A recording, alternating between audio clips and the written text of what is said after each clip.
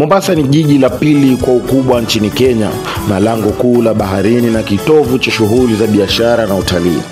Utajiri wake wa kihistoria unaoanzia karne ya 16 umeiweka kwenye ramani ya dunia kama kivutio cha kipekee.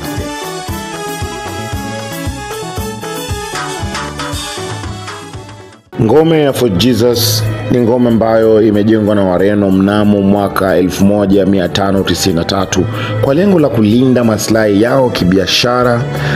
Leo hii ni urithi wa dunia uliosajiliwa na UNESCO na kituo muhimu cha utafiti wa historia ya pwani ya Afrika Mashariki.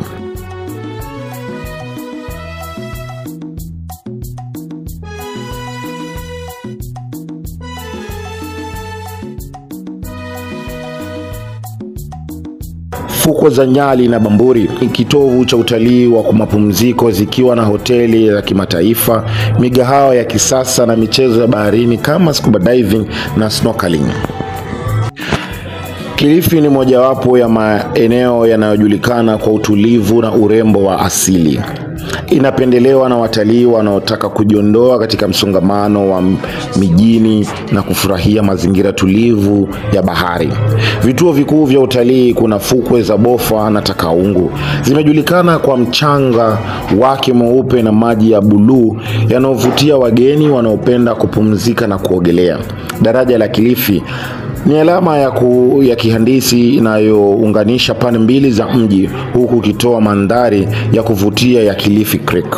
Magofu ya Mnarani, mabaki ya kihistoria ya karne ya 15 yanayothibitisha ustaarabu wa Waswahili wa kale na ushahidi wa mwingiliano wa utamaduni na Kiarabu za Afrika.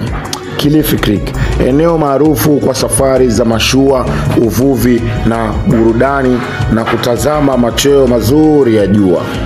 Malindi ni mji wa kihistoria uliochanganya urithi wa Waswahili na ushawishi wa Wareno. Ni moja ya vituo vikubwa vya utalii wa kimataifa katika pwani ya Kenya.